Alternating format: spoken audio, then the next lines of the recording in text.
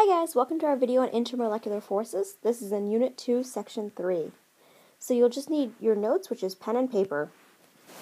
So let's talk about intermolecular forces. They're forces of attraction between molecules. So before we've been looking at something called bonds. Bonds are within one particular molecule. Intermolecular forces are between different molecules. And we can look at the states of matter. So for example, a solid. If we had solid particles, we can look at the particle diagram, and if they have a high intermolecular, solids have, high intermolecular forces, because they're attracted to one another, whereas a liquid, we can say has a relatively medium intermolecular forces.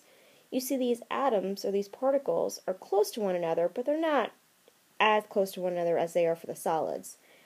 And we can take a look at gases. Gases have the lowest or the weakest intermolecular forces because they have very little attraction with one another. They are all over the place. So solids are tightly packed together. They have strong attractions between each other. They have strong intermolecular forces. And gases have the weakest intermolecular forces, or the weakest attraction. You'll also notice that we abbreviate this IMF. It's intermolecular forces. So probably from here on out, you'll see IMFs for a lot of it, or I'll talk about IMFs. So we'll take a look at water as well. And we just want to highlight, so here, between the, let's erase that, between the hydrogen and the oxygen, that is a bond. They're within the same molecule. However, if I take this molecule of water and compare it to this molecule of water, that is what we call intermolecular forces. So again, I take this water and this water. Those attractions are intermolecular forces. If I have it within the same molecule, that would be called a bond. Or we would call that intramolecular forces. So I-N-T-R-A, molecular. So intra is within the same molecule. Inter is between two different molecules. So again, comparing this water molecule to another water molecule. So we will be creating a flowchart for this one. You might need some scrap paper for this just to kind of get a layout and see how much spacing you need between them. So the major thing is intermolecular forces. That's the major concept that we have here. We have three sub-concepts. One's called van der Waals, another's called ion dipole, and the third is called ionic bonds. Notice that the van der Waals is the biggest one written here. You'll need the most space for that. It's the newest concept here. We've talked about ionic bonds before. They're between a positive and negatively charged ion, or cation and an anion. And refer back to Unit 1 if you need to for that. So for van der Waals, we have two subtopics here. We have London dispersion and dipole-dipole, or polar molecules. So let's first talk about London dispersion forces. We also can call that LDF. We like to abbreviate a lot in here. LDF, or London dispersion forces. You might also see these called as dispersion forces.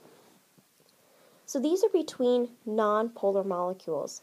So if you have a molecule of hexane and another molecule of hexane, they will exhibit what we call London dispersion forces. So we're just kind of naming what type of forces they have.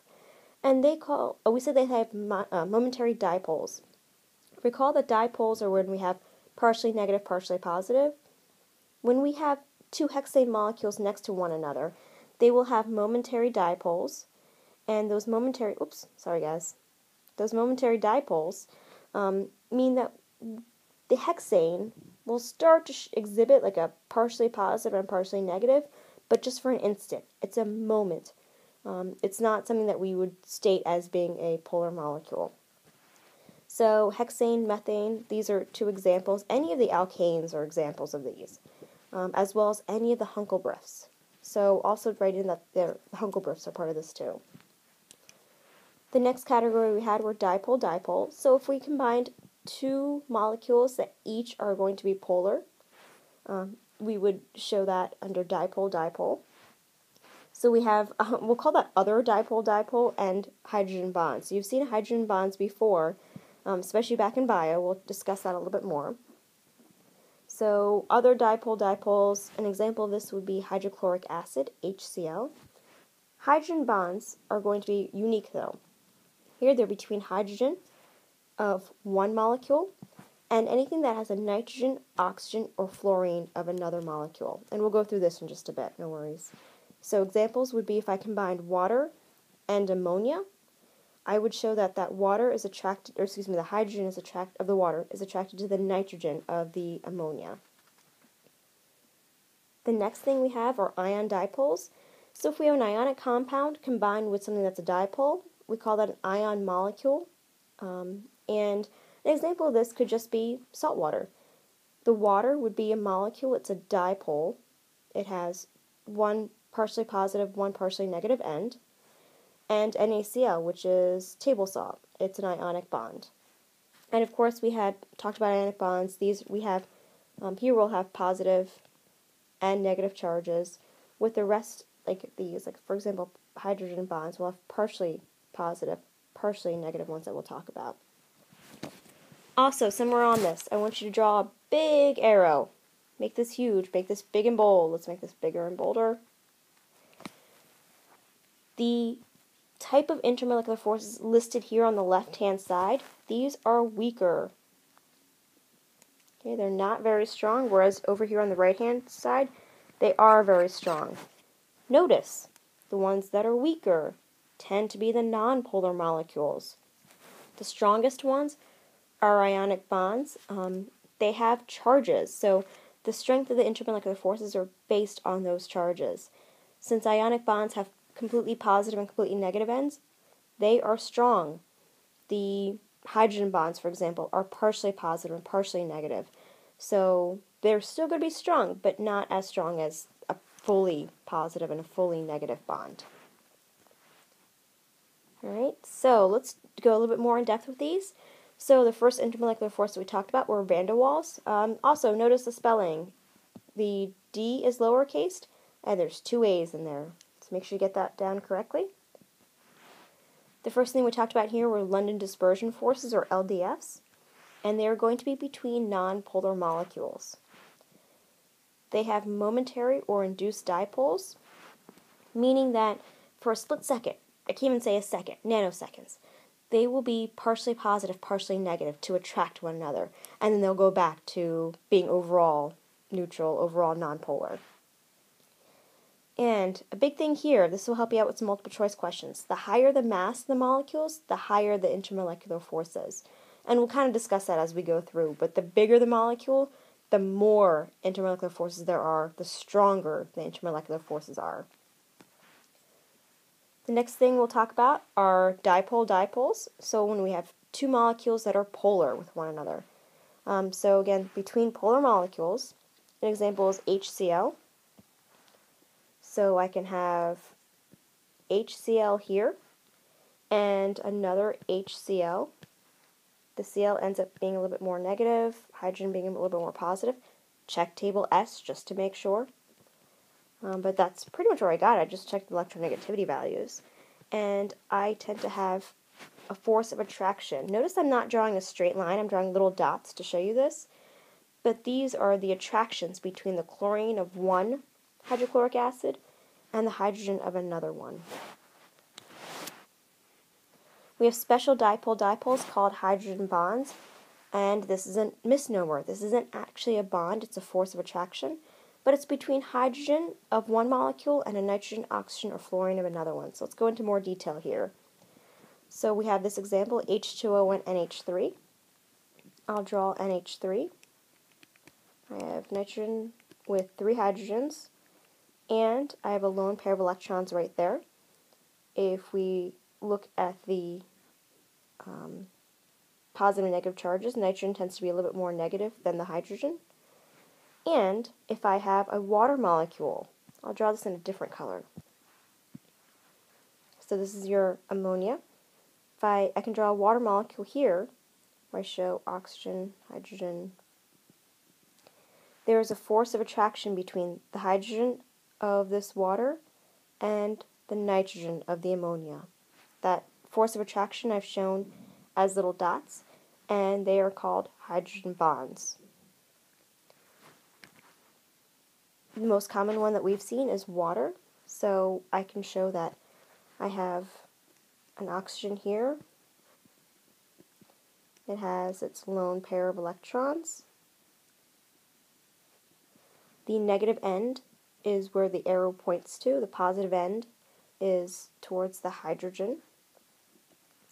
And if I were to draw another water molecule here,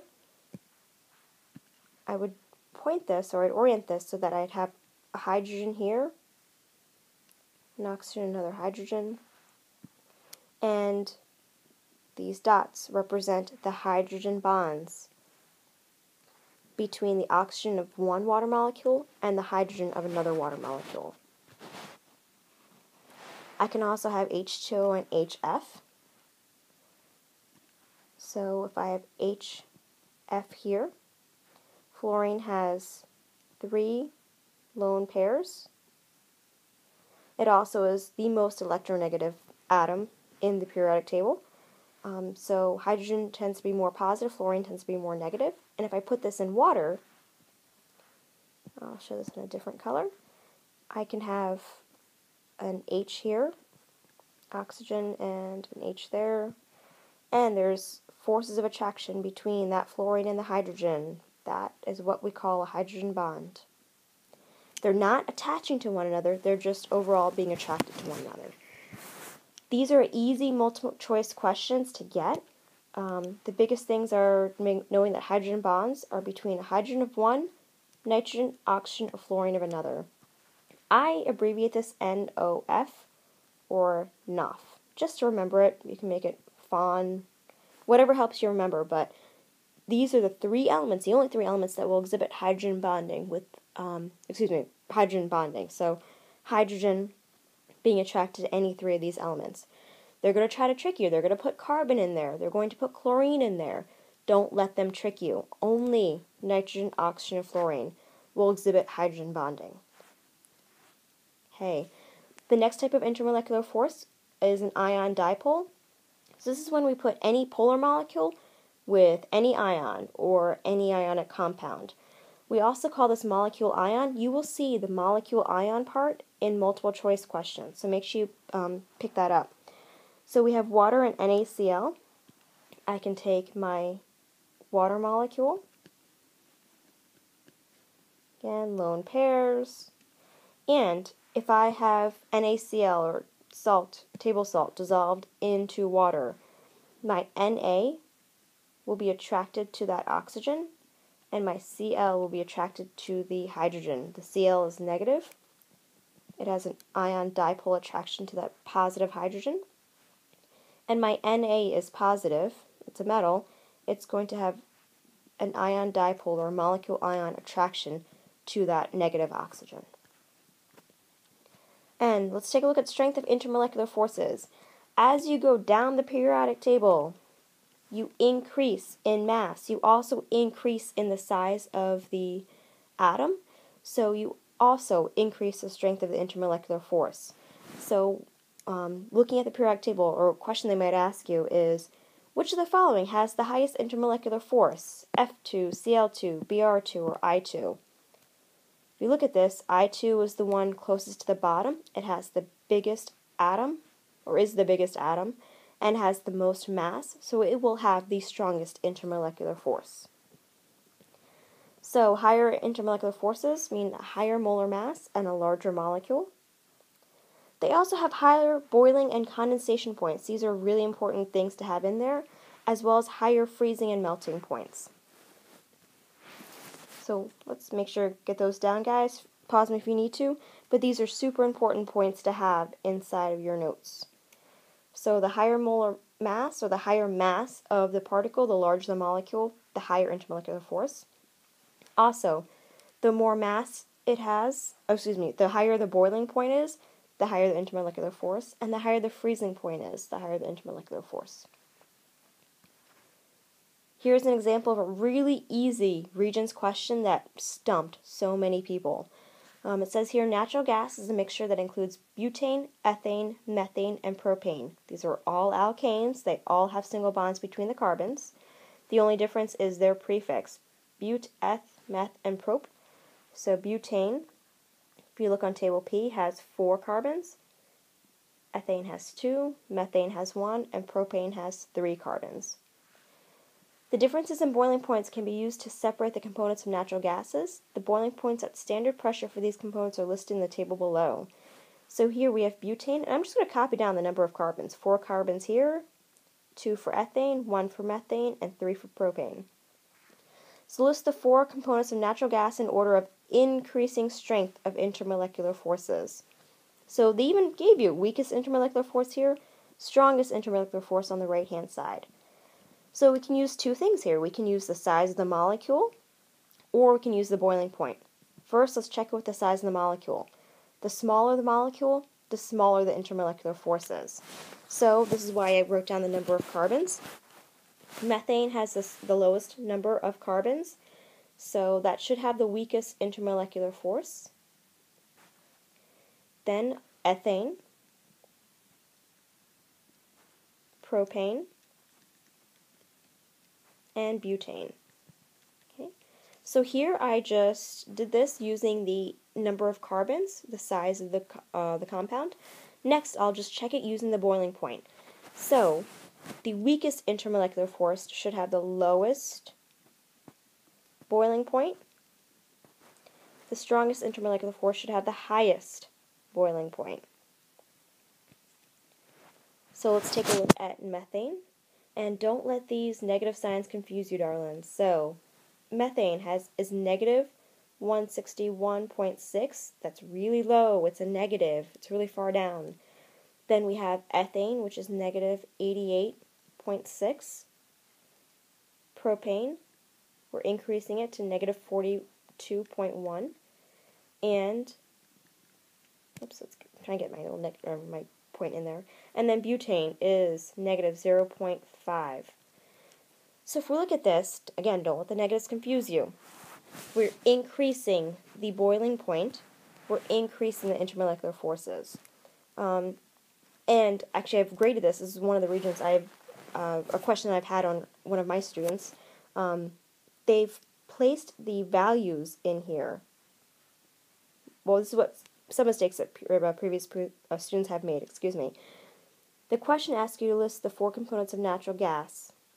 So they mean these components. I went ahead and listed the boiling points in addition to the methane, ethane, propane, and butane just to show you, but you would need to answer them in terms of the methane, ethane, propane, and butane.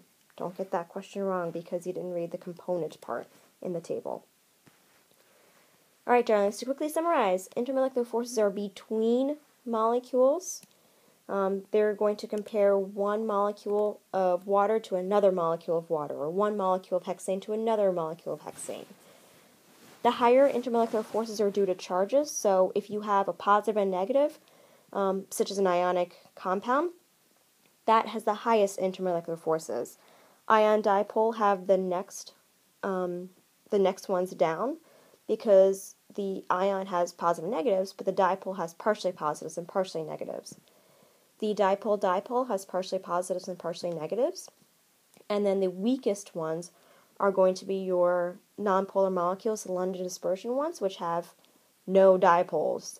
Their overall symmetry, or they have symmetry, there's no high electron density. So there's no high electron charges or negative charges.